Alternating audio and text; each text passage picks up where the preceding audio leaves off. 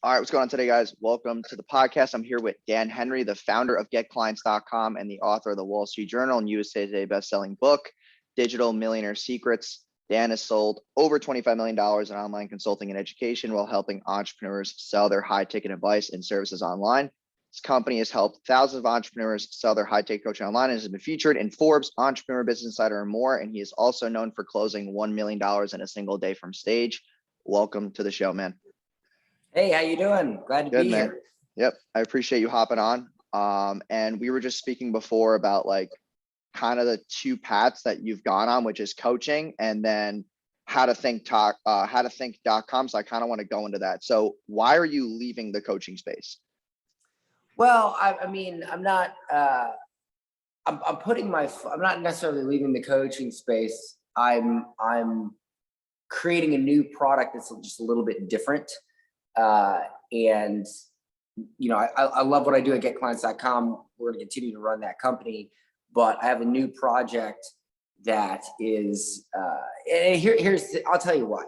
I've been doing this for a long time. I have over 1,100 high ticket clients. You know, most people that's a tall order to say 1,100. I mean, that's a lot. And these are 1,100 people that have paid me over $10,000 for coaching. Because we have offers that range from 10,000 to 100,000. And in terms of people who have paid, you know, $500, $50, $1,000, we have over 15,000 of them. So that said, I think, you know, I have a pretty good grasp on what holds people back.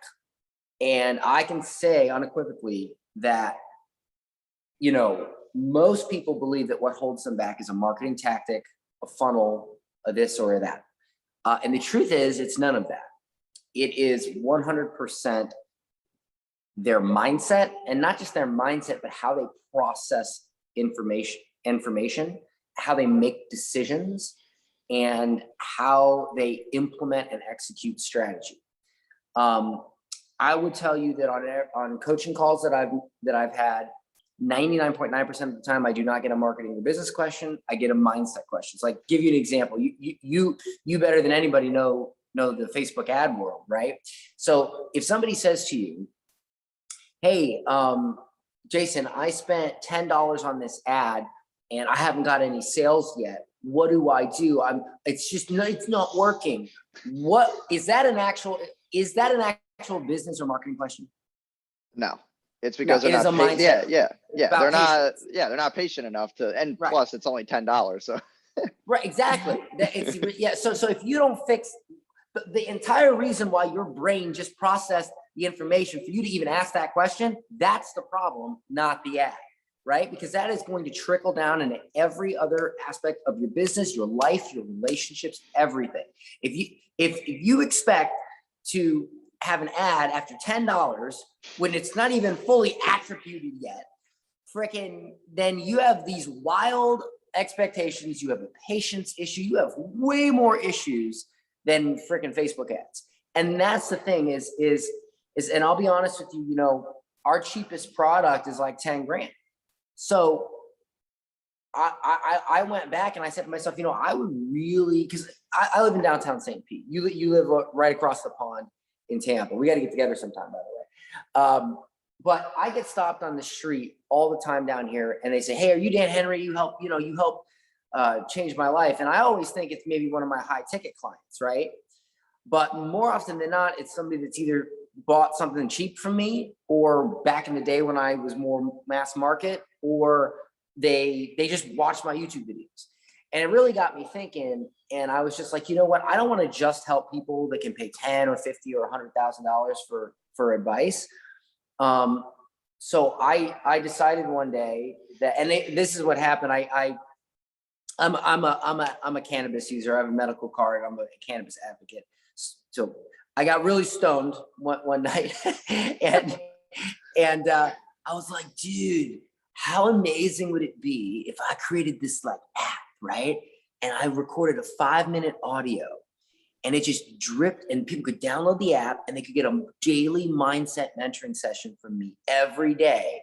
And you know, it just drips out. And then like there's business, like it's all audio, right? So you can do it while you're on a walk, at the gym, whatever. And I just taught people how to think, because that's the freaking problem. People don't know how to think, not what to think, how to think. And so I go to GoDaddy and I'm like, this is not going to be available. And I type in howtothink.com. And it was available as a premium domain for $3,000. $3,000. And I was like, all right, that's a sign. So I bought it. We've been working on this app. It looks beautiful. It's insane. It's great. We have a beta group right now going through it. They love it. And I'm going to make it super, super affordable. We're probably going to launch it for $7 a month, but eventually it'll be like, it'll still be cheap, like 29. But I just want everybody to be able to afford and not just have it be like people who can afford $5, $10, $15, $20,000. I want everybody to be able to get help for an affordable price. So what this is, plus it gets more people in your ecosystem too. Are you planning on like selling other high ticket stuff on the back end of that, or just having that front end off? No. Okay. No, I am going to send a middle finger to the industry and say, I get it. Listen, I understand the narrative. I understand the narrative. Oh, the front end is for amateurs and the back end is, I get it.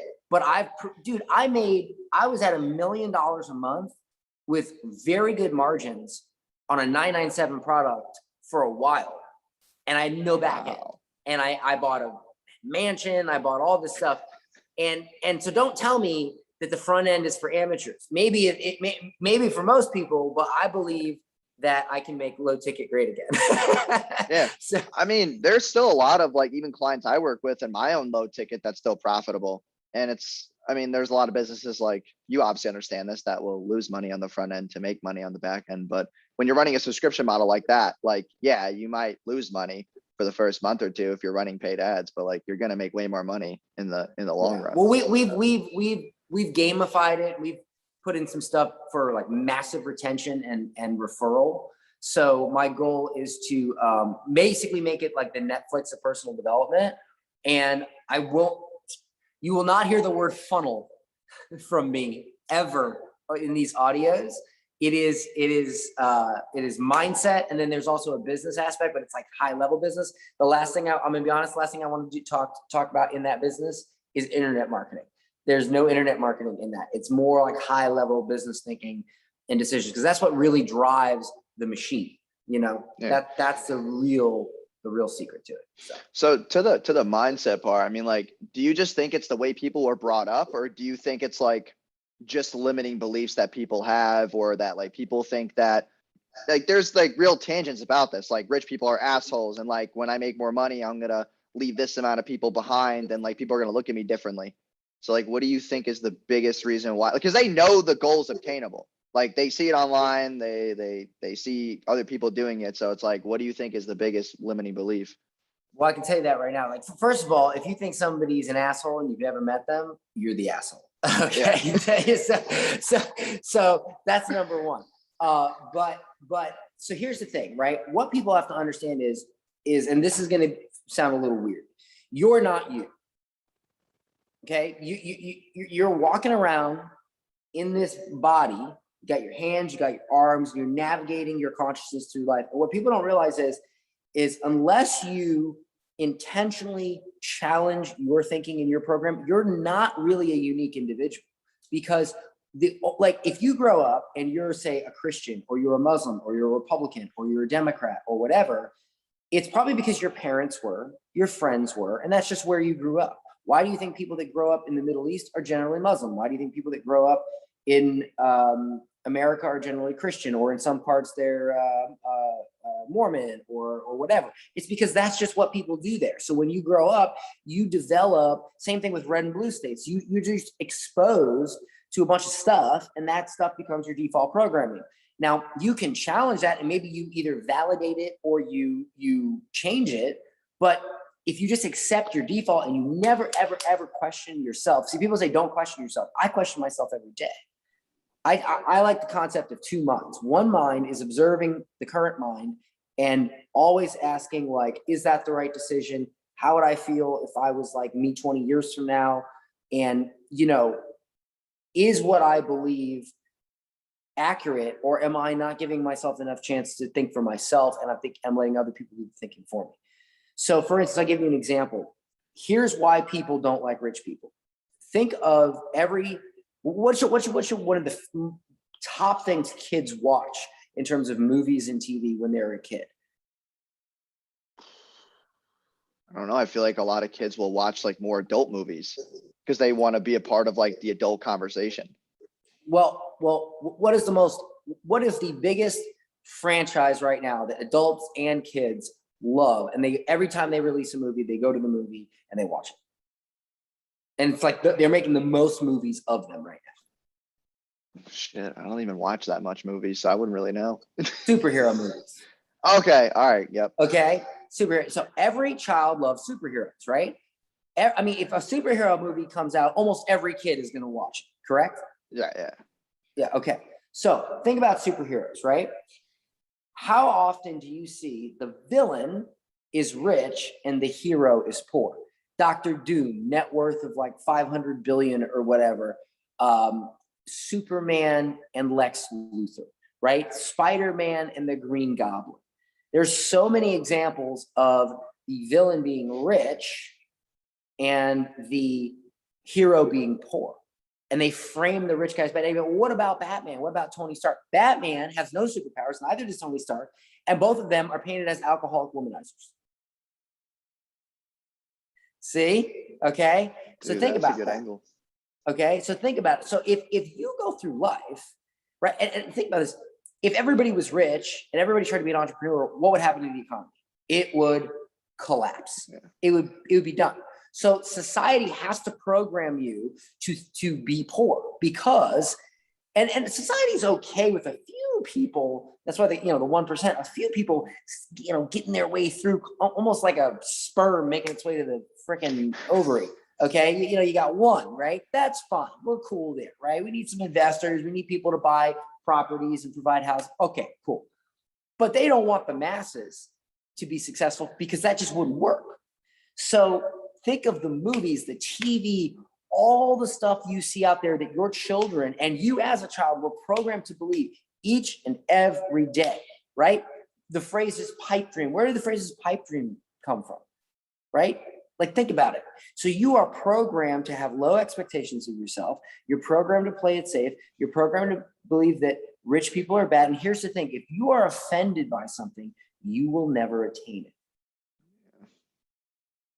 And so what happens is that we have a lens in which we see the world. And so if I say to you, hey, Jason, you can charge $10,000 for your product, your first instinct is, no, I can't. That's insane. Not you, but you know what I'm saying? Like if you're, and instead of your first instinct being, well, how would I do that? Or what would that look like? Most people are just like, I can't do that. It's like taking your hand, putting it on a hot stove. Your immediate reaction is to pull it off. And so what happens is we don't ever open our minds up to figuring out the process because we spend 90% of our time just getting over the fact that it's even possible. And it happens even at a high level. You know what I'm saying? It happens at a super high level. So you got to think, there was a day when Elon Musk was a kid, and I am sure he said to somebody one day, I am going to put people on Mars. And he was probably laughed at. He was probably ridiculed. Now, he did not let that get to him, and he's about to put people on Mars. But think of the hundreds, the thousands, maybe the millions of Elon Musk's that when they were a kid, that was said to them, and they said, you know what, you're right. And what could have been never happened. So unless you learn how to, like, you want to be successful, you got to learn how to think like somebody successful. And there's multiple things that, like we were just talking a minute ago, patience with ads. Like, there's so many things, but it all comes back to that. I feel like I got away from your original question.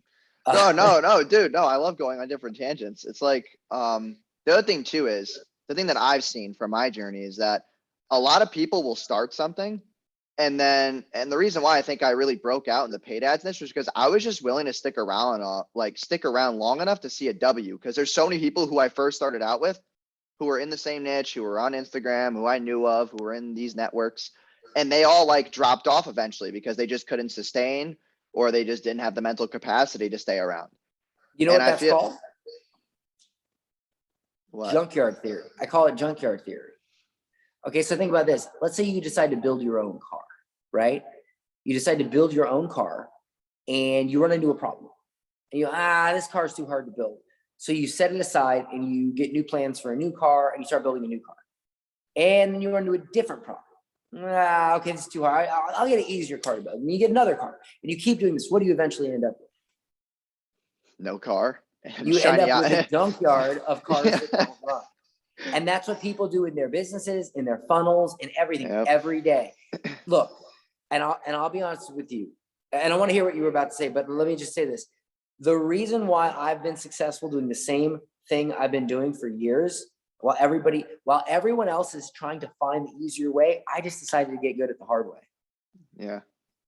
That's it. And that's just like, that was for me, just through like testing, finding what works, willing to stick it out, not getting attached to spending money, and just like literally just figuring it out. Like I was just willing to sit there and just figure shit out. If it was either a funnel, or it was ads, or it was, getting on the phone, closing better, building systems, all that kind of stuff. And I feel like people get a little bit of friction in their business and they're just like, oh, next thing. Like that's why I think most entrepreneurs can't get what they want, because it is shiny object syndrome.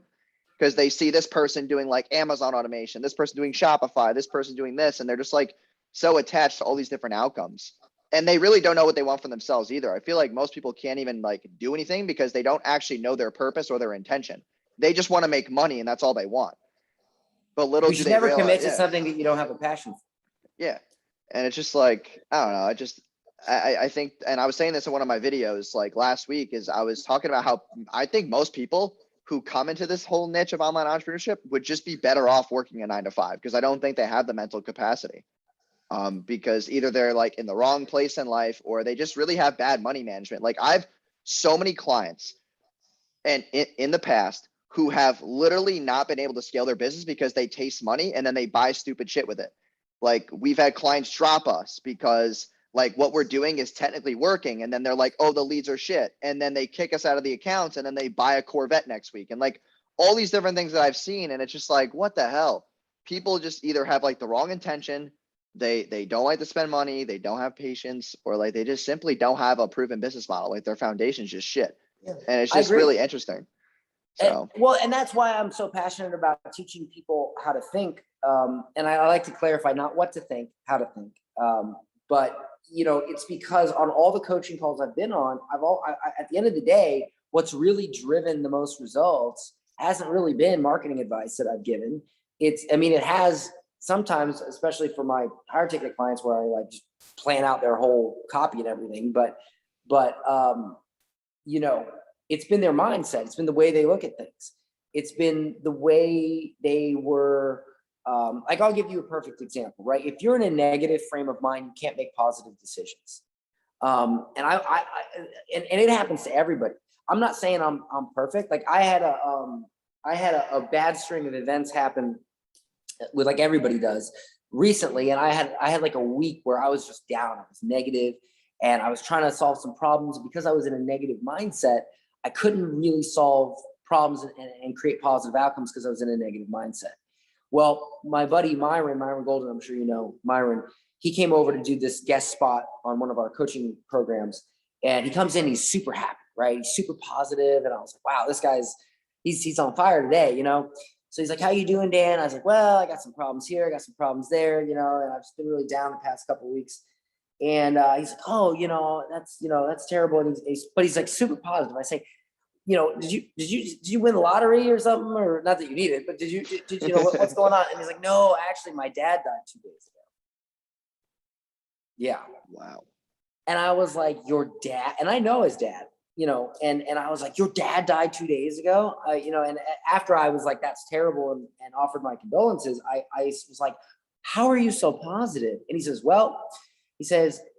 my dad lived to be 87 years old. And I can tell you that if I let his death affect me like that and put me in a negative mind frame and really bring me down, he would be disappointed. And I don't want to disappoint my dad. And when I heard him say that, and I'm sitting here in my mind thinking like, I got these like little bullshit problems and I'm all mopey over here. And this man just had his father that he's had his whole life die and he's positive. And it kind of like reframed my mindset. And then I made some decisions, and then the decisions I made were like amazing, and solved all my problems. And because I got back into that positive mindset. And you cannot create a positive outcome if you're in a negative state. And so if you're always thinking, oh, why won't this work? Or this is bad, or blah, blah, blah. But to your point about the passion, and if you get a bump in the road and you don't have passion for something, you're not gonna get over that bump, because you're not gonna care enough to overcome it.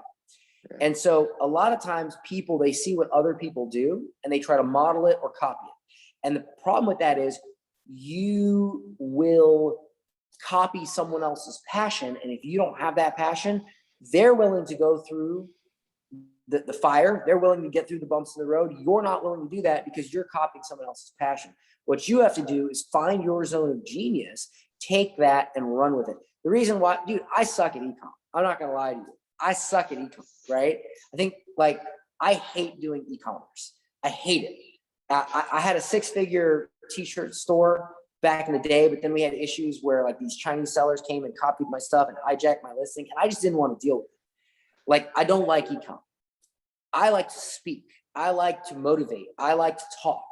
So what I did was I said, okay, that is what I like to do. I like to talk. People always tell me I never shut up. So I took speaking courses. I read books on speaking. See, here I go, blah, blah, blah. But I said, okay, how do I take my passion, my zone of genius, talking, and I refine that and turn it into something that can make millions of dollars. And that's why people, well, oh, webinars don't work anymore. Bullshit. Your webinar sucks. That's why it doesn't work anymore. My webinar still makes millions of dollars to this day. It's still our #1 driver because it's not shitty. Yours is shitty because you either haven't committed to it, to making it good. You know, like I found my zone of genius. I like to speak, so I nurtured that, and all this work. That's the problem with the industry. The entire concept of, does this work anymore or does that work anymore? If you are even asking that question, you're fucked. You're completely fucked, because you just missed the entire point of everything. It's what is working for you. How are you making it work? How can I continue to make millions of dollars with webinars and you can't? Okay, how? You know, that brings me to the next question. Why do you think that though? Is it the offer? Is it the way they package it? Is it their tonality on the webinar? Is it the curiosity? Is it the mechanism? Like, why do people's webinars flop? Let's dive into that. Okay, so let me ask you a question. If you write a good song, great lyrics, right? You still need a band that plays it good. If they're out of tune, the song's gonna suck, right? If the singer doesn't have energy, could be singing the same. You could hear Aretha Franklin sing something, then you hear, karaoke night. It's the same song. Which one's better? Yeah, the original. Aretha Franklin. Yeah, Okay. right. So here's the thing. When you say it's all of that, right? You have the band, you have the music, you have the lyrics, you have, if you go to a show and you have a great band, but the sound guy set up this shitty sound system and it's all echoey, it's going to suck. Okay. So the biggest and most important one generally is the offer. Okay. That is all, because you can have a shitty everything else, and if the offer's good, it'll still work. I've done like consulting days where I had a client, he was stuck at 150 grand a month. He bought some consulting, and all I did was tell him how to tweak his offer. That was it. I didn't look at his funnels. I didn't look at his ads, nothing. I just told, and 4 months later, he was at 750 a month. And every time I get him on a live or something, and he's like, all Dan did was fix my offer. That was it. And that changed everything. And, okay. Like, so that literally is the #1 thing. But at the same time, your funnel's got to work. You know how many people I know that actually have decent webinars, but because they don't know how to properly set up their funnels, the shit's all fucked up. And or they're technically good and they can set it all up, but they don't know what to say in the webinar. Or, you know what? I've had clients who they do decent, 20 to 50 grand a month. They're closing over DM or whatever, but they're not scaling because they don't have a system set up. They don't have a system. They don't have Calendly and book calls and all. They don't have any of that. And when are you getting it set up? Here's the stuff. Oh, I'll do it later. I'll do it next week. I'm busy, and it's like, they just don't get it done. So there's multiple reasons.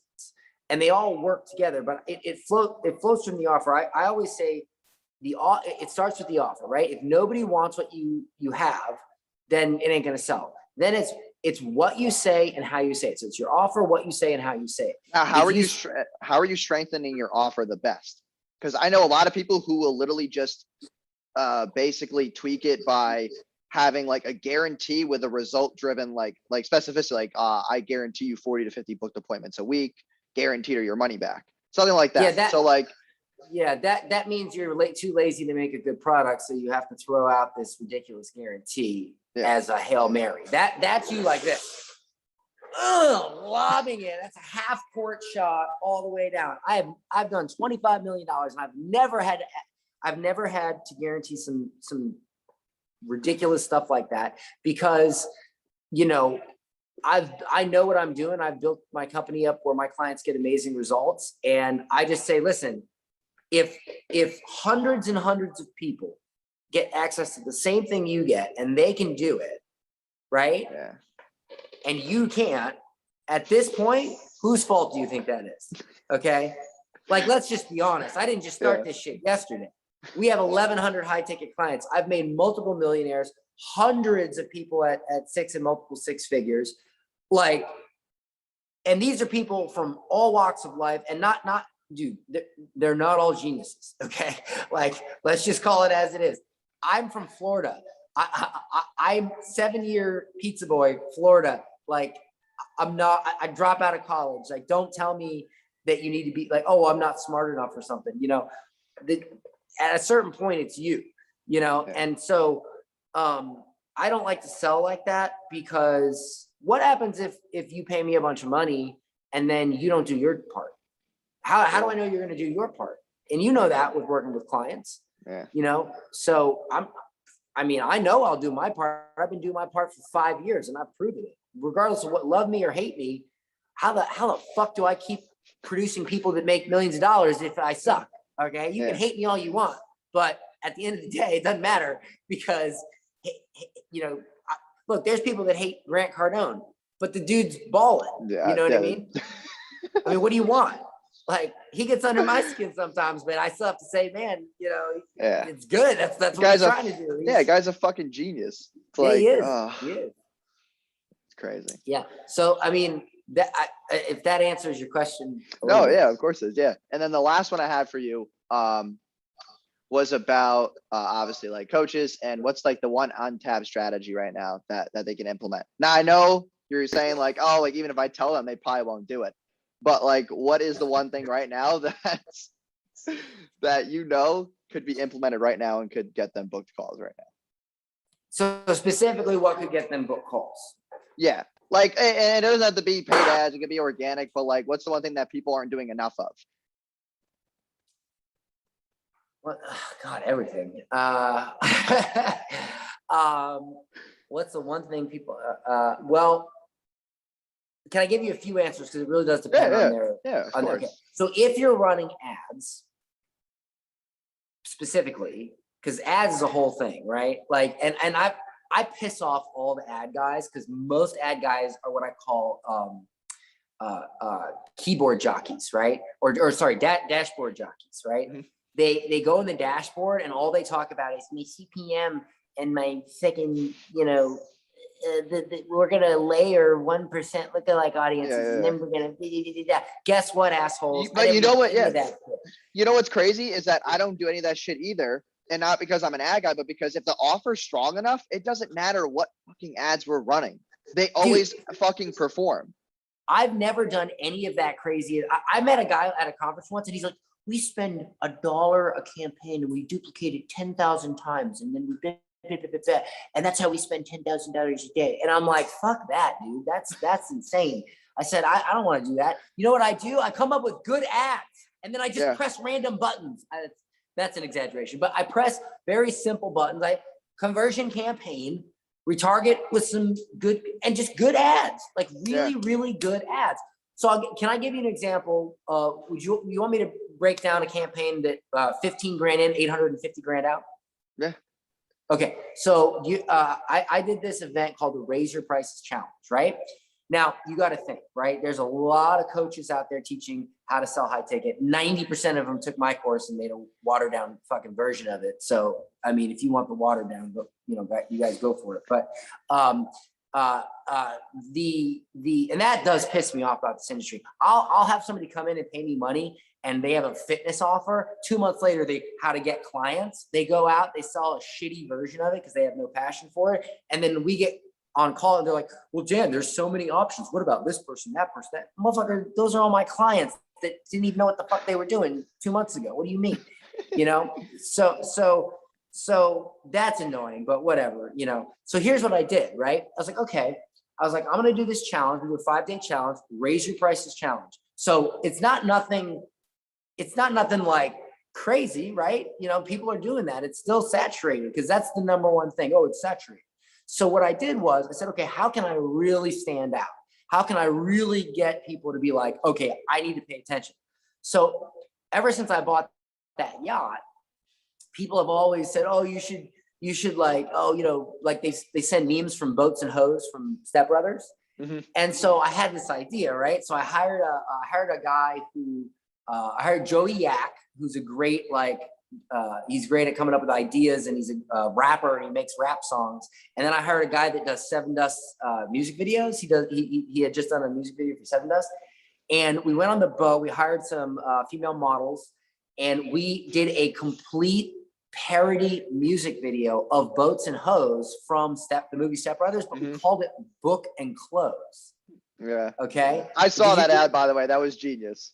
That was awesome. Okay. Right. So that cost me about 10 grand in production, and it was hilarious. Right. So we run ads. We spend it was either 15 or 18, but whatever. Right. Like, I can't remember which one. Let's just say 18. Right. So total all together, 28 grand. We sell 45 grand in tickets. So automatically I'm at a ROI that most people would be happy with, just that, right? Yeah. I get people to the challenge and I do my thing. I pitch, I do 800,000 in sales. Okay. And I'm talking cash collected. I'm not talking this revenue bullshit. Oh, I had $1 million day and I collected 400 grand. No, fuck you. You didn't have $1 million day, asshole. You're about to go into collections. That's what you're about to do. You're about to fire up that Dunning sequence. Okay, don't give me that bullshit. So I collected 800 grand. So why did that work, dude? All I did was turn on fucking campaign conversions, buy ticket, go, right? And then my media buyers did their thing, right? And we kept it simple. And why do you think that worked? Do you think it worked because of the buttons? No, it worked because it was a good ad and it was fucking funny and it entertained people. And the people that never saw Step Brothers were highly offended and thought I was like a true bro marketer, which that was even funnier. And then people would comment and they'd be like, dude, it's a parody. And they were good, And that's why it worked, not because of what buttons I pressed. So I think what happens is people get too hung up in it. Like, okay, I used to own a bar and I used to tell my bartenders, you are not a bartender. You are an entertainer that happens to pour drinks. You are an entertainer first, a bartender second. Because if you don't entertain people, they don't stay. And if they don't stay, you don't pour drinks, you don't bartend. So the thing is, I think most people, they're always worried about the ad. Every week it's like, oh, what new ad strategy can I do? Make better fucking ads, asshole. Like, that's the only ad strategy. It's the same thing. I've run ads the same way. Oh, iOS 14. Stop with that shit. I don't want to hear your bullshit excuses about iOS 14. That shit happened when iOS 14 came out. What you think that mattered? No. Okay. So I think the thing is, people don't explore their creativity. They don't explore their passion. If you're a good speaker, if you're funny, if you're good at emotional content, if you're good at motivation, maybe you're good at, I mean, I've seen ads where people will come up with these amazing quotes and they'll like move the cards, you know, and they'll grab each card. Like, what are you good at? What have people said to you in your life? Like people will say to me, Dan, I can always count on you to blank, or that's just Dan, or what, like, what is that thing? And how can you use that and make that your ad? How can you I like doing funny, crazy stuff. My dad was a shock jock in the 80s. I like wild and crazy humor and pushing the limits. Mm-hmm. Somebody else might have, look at Sam Ovens. People say Sam is so boring. Really? Well, the dude created this amazing character that you may call boring, but it's super entertaining for some reason. And that's the thing, you know, that's his thing, you know? So the problem is people are so focused on systems and they're not focused on the skills that they can fill the system with. Yeah. You got to develop the skills before you use the systems. No, I definitely agree with that. And it's like, a lot of people will get on the phone with us and they're like, oh, like, why are you guys different from another ad agency? Like, why, like, what kind of campaigns do you set up? I'm like, listen, if your video ads are good enough and the copy, yeah, I'm like, if you're willing to spend the money and get good video ads done, then you're going to get better results. Like, it's not always about like this campaign and the way you do this attribution and like all these bid cap and all this other shit. Yes, you could save money by using those things. I get that. But at the same time, if you have a really good ad, like, why do you think Ty Lopez's shit worked so well? Like the Here in My Garage ad, that's like one of the most famous ads on the internet. Yeah. And it's because it got the most hate. Like the ads that get the most engagement and attention. You got to think about what that ad was. So, and when it was. So prior, and by the way, I love Ty, but fuck you for ruining Lamborghinis. Dude, I always wanted a Lamborghini. When I finally got one, it's like, you're a douchebag. That shit did not happen until Ty did that. Okay, we were still cool until that fucking ad. But so he at that point, if you had a Lamborghini, right? If you had a Lamborghini, you didn't go online and show it off. It just wasn't something people did.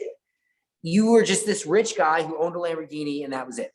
Well, he goes on, and I don't even know if he owned at that time. I don't know if he owned the car, at least it doesn't matter. He goes on and he's like, here in my garage. He was the first dude to literally show a Lamborghini on camera on the internet. And that's why it blew up. Now everybody's doing it. But look at Grant Cardone. You can fake a Lamborghini, but you can't fake a jet. He's the first guy to it's so funny because every ad you see from Grant Cardone, it's like he's in love with that jet. I mean, he's just like, I got a jet, I got a jet, I got a jet. And you know what? Milk it, man. Go for it. You know. So I also like the other angle he uses where he's like, you don't want to be the guy who flies it, and the guy's literally right there because like it's like a 9-to-5er. And like he's literally like talking shit about the pilot. I'm like, dude, that's so terrible. But it's a bad idea. Yeah. What he doesn't know is that his wife fucked a football team that morning, and this just put him over the edge, and we're about to go down like that. But so here's the thing: is like how many people do you see do parodies of music videos as an ad, or you know what I'm saying? Like it doesn't happen. Like Billie Jean kind of, but that's why Billie Jean does so well, because he creates these crazy freaking things, you know? So I'm just really like, I love that type of stuff. So that I like to do that, you know? I will tell you, can I touch on the webinar thing? Okay. So the reason why webinar, okay. Do you know that there are 3 people in the music industry that write 95% of all the songs that you hear by pop stars? There's 3 people. So when you hear a song from, I'm going to say Britney and Beyonce and Christina Aguilera because I haven't been listening to pop the past 10 years, so I'm just going to use them. But every time they sing a song, it's these 3 songwriters, and they're like, okay, this one will be good for Britney, this one will be good for Christina, this one will be good for Beyonce, and they write them. Why do you think the same three songwriters write most of the songs for the pop industry. Why do you think that is? Well, I think just because they own the space more, they have more leverage. Because writing a great song is really hard, and it's a really unique talent. And there's just not that many people out there that can write a great song. Yeah. So these three people are good at it. So they write most of the songs. So like, you know, it's very hard to write a hit song. So if you want hit song after hit song, you have to keep going back to the same people that can reproduce these songs that these artists can, because like, look, these artists, they have to be in shape. They have to know how to dance. They have to know how to perform. They have to go and do these tours. They have to focus on that. Just like a business owner has to focus on their business and what they do. The songwriters create the songs, and that's why they work. So like, I hate to say this because it sounds cocky, but the reason your webinar doesn't work is because I didn't make it. That's the reason. Because and not just me, but other people in the space who are, I hate to break it to you, but all the big 8-figure guys, we're still using webinars. We're all using webinars still. Yeah. Unless we do it for you, or unless we teach you how to do it and you do the work and you show up, most webinars aren't gonna work because they fucking suck. Just like most songs suck. But you have a hit songwriter that consistently produces hit songs. If they write your song, right? Or if they teach you how to do it, whatever, then it's gonna work. But I think what happens is most people, I'm gonna run a webinar. They don't put effort into creating a good webinar. And like, webinars don't work. So let me create a $37 offer and run ads to that and upsell them. Oh, let me take them to a Facebook group and spam the fuck out of them and bother them all day, and that'll work. Guess what? None of that shit's gonna work either. You know why that stuff doesn't work for you? Because if you're too lazy to create a great webinar, you're gonna be too lazy to hire a team of setters and train them and manage them. You're gonna be too lazy to create a good what do you think a $37 offer is that goes into a high ticket? It's a fucking webinar. It's a good webinar, but it's a webinar. And guess what? All those people doing that, you know what comes after the $37 offer is a webinar. So don't tell me this bullshit about webinars. Webinars don't work. So let me show you my system in which we essentially use 2 webinars to sell our stuff. Don't get out of here with that shit.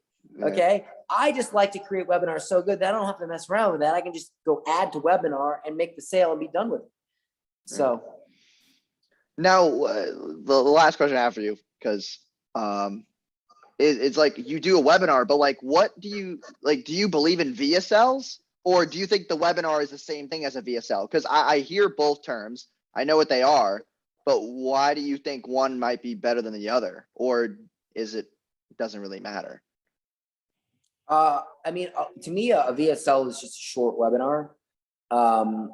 And it depends. It depends on your offer. It depends on, with a VSL or a case study, you're going to get way more volume of calls, but they may, and I say may, be less qualified than a webinar. Because when they get through a webinar, they've been qualified.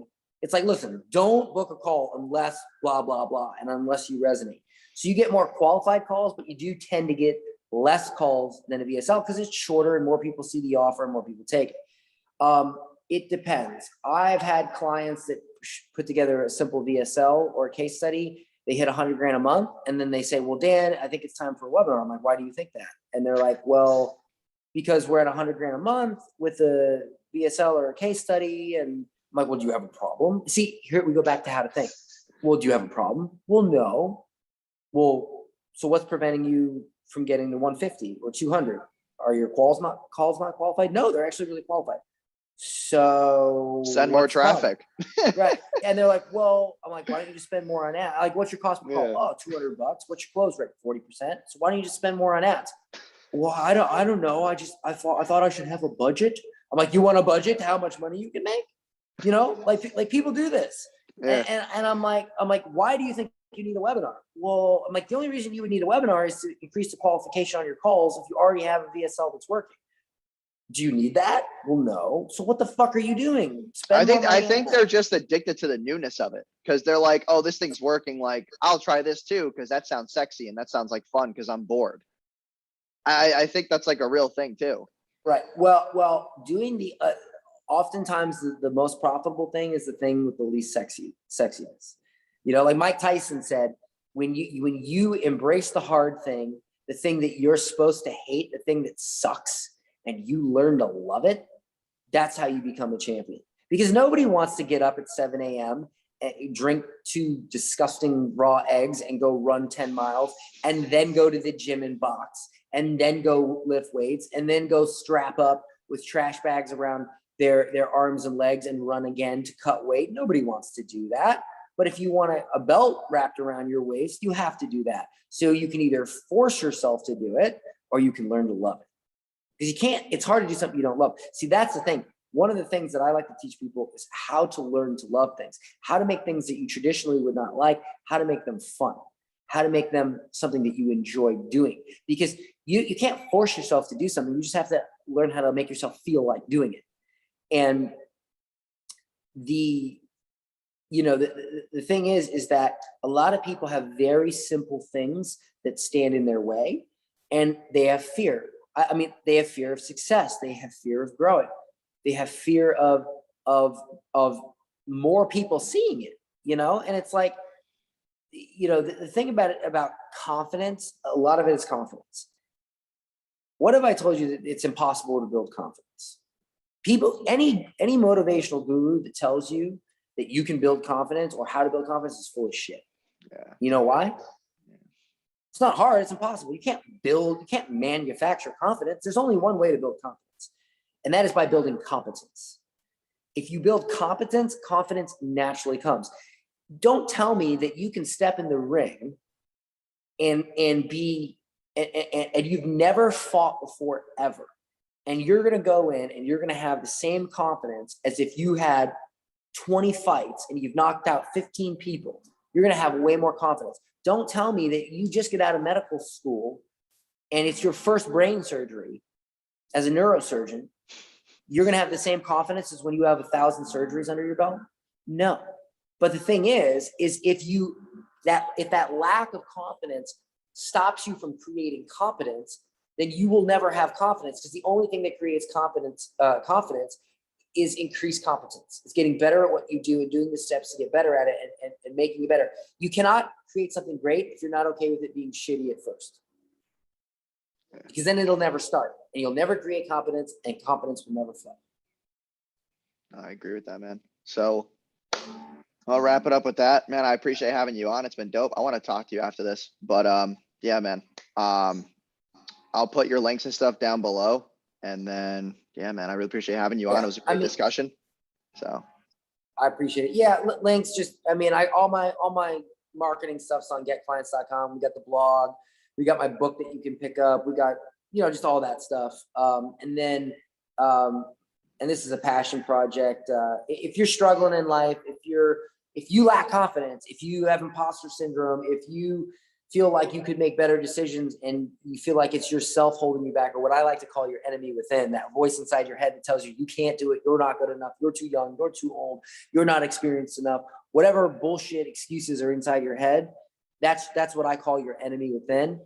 You know, if you're interested in defeating that enemy within, you can go to howtothink.com, sign up for our waiting list. And it costs nothing. It's super cheap. It's really just me trying to give back. And I'm not going to, you know, make millions and millions of dollars. I mean, I probably will eventually, but that's not going to change my life.